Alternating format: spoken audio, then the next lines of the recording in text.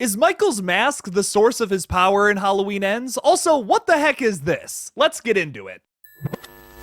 Well, sometimes that is better. Hey everybody, what's up? KillJoy Jake here, and instead of having friends, I have horror movies.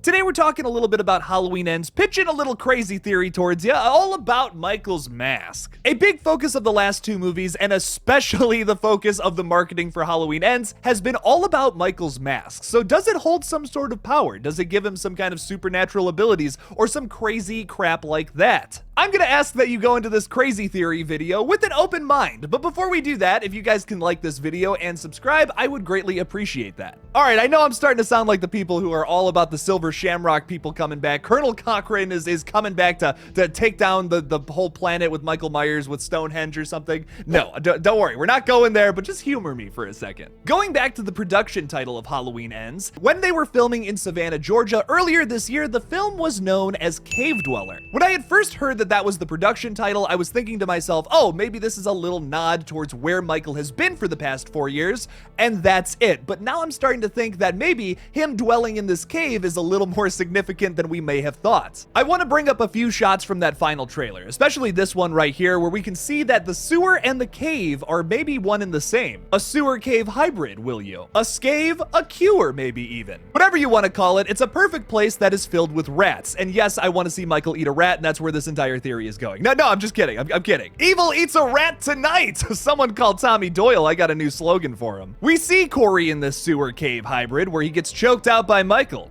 Kinky. But the big thing about this scene is Corey doesn't appear to die, and as we've learned from the description of this movie, it's that they're kind of colleagues, which is just a really weird thing for Michael Myers. He doesn't really seem like the kind of person to team up with someone and then just start going into the night killing people together. He's more of a lone wolf that we've learned from this timeline, and I really think this colleague angle is much more of a thing that Corey thinks about Michael and not so much Michael to Corey, if that makes any sense. In this shot right here, we can see Corey standing in the background while Michael kills somebody else. I get the idea that maybe Corey had led this person into the sewer cave thing, whatever, for Michael to kill him and then maybe gain back some strength. Now, if you kill somebody in real life, it's not like a video game and you don't gain strength, you just go to prison. But maybe that first time that Michael and Corey met, maybe Michael just passed out from exhaustion. Maybe he just didn't have the strength to kill Corey right then and there, and then Corey was like, hey, I should help this guy out for whatever reason. Corey has his own motives that I still haven't quite figured out yet, but just go along with this for a second. Corey starts bringing down some townsfolk from the town of Haddonfield into this sewer cave thing, and then Michael goes after them, kills them, and then transcends, like how Laurie Strode talks about in the Halloween Kills marketing. All right, Jake, that just sounds like some supernatural hocus pocus. What else is going on here? Well, I actually think that maybe Michael Myers himself is not evil. He's just perpetually stuck in the mind of a child, and this mask that he's wearing is controlling him. Because we also get this shot right here that is truly perplexing me. As you can see in the wall of the cave here, you can see an outline of Michael's mask. It's almost like we've fallen into some kind of tomb of Michael or some shrine to the mask or some bullshit like that. Even if I'm wrong about that, I do feel like this is evidence that we will be explaining why Michael kills and why he's so not human. And maybe Laurie and Dr. Loomis were right about this guy after all. Now, I know some of you are already typing at those keyboards and saying, Jake, that would suck. That's gonna ruin the mystique and mystery centered around Michael. I know, and you got a point. But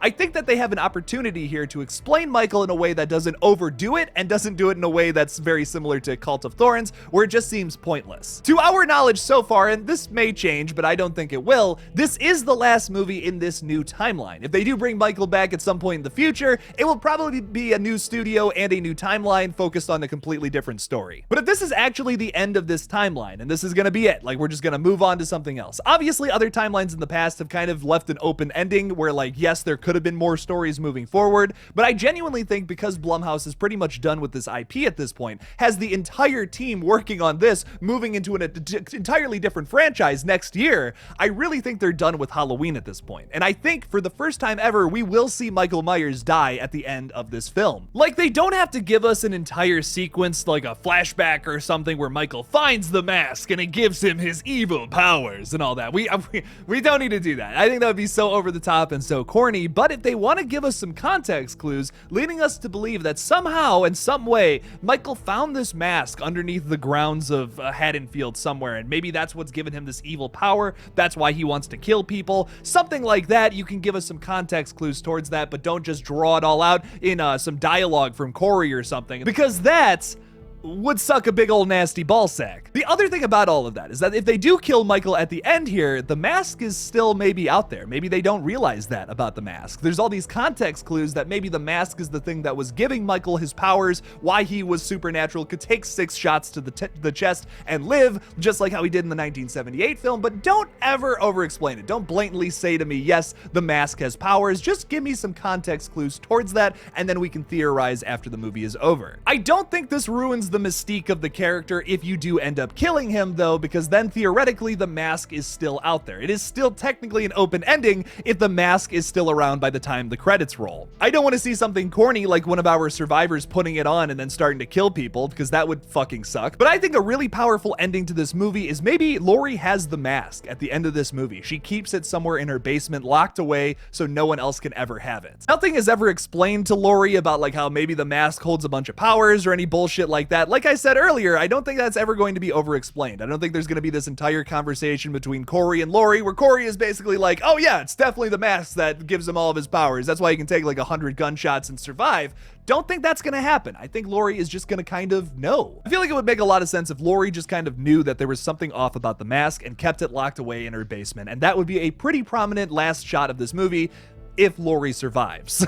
I think that would be cool without shattering the illusion of what Michael is entirely. You're just giving us another brushstroke of the entire painting. I mean, I will admit at this point the painting is half painted, but you don't really see the whole thing still. You can kind of get an idea of what it is, but not the entire thing. There's also this part of me that worries that maybe if they don't focus this movie on Michael and Laurie, the whole thing will become about Corey Cunningham. This is probably the hottest take of this entire video, but I would much prefer a movie that kind of explains Michael a little too much over a movie that focuses on some random new character we just introduced in the 3rd movie in the David Gordon Green trilogy. That to me just kind of rubs me the wrong way. My big thing about Corey Cunningham is that no matter how you write him in this movie, he's going to be important. Due to that plot synopsis and all of the footage we see of him in the trailer, he's clearly playing a big role here. But my thing is, why didn't they set up Corey Cunningham all the way from the beginning in 2018? Like, you could have merged Cameron's character and Corey all into one character. Cam Corey, or Kamori for short, maybe could be like just obsessed with Michael Myers after the events of Halloween 2018 and kills, and then maybe later on finds him in the sewers 4 years after the events of the 2018 massacre, and then maybe wants to help him out for some weird evil intentions. That to me just seems so much more concise and efficient, but at the same time, I did get a lot of satisfaction after watching Cameron die in that movie, especially after how much of a douchebag he was in the 2018 film. But what did you guys think about my crazy theories? Do I sound just completely insane, or maybe is there something there? Leave me something about it in the comments below. Thank you guys so much for watching this brand new theory video on Halloween Ends. I can't wait to see this film on October 14th in the theaters, or maybe even on Peacock if you just want to watch it there.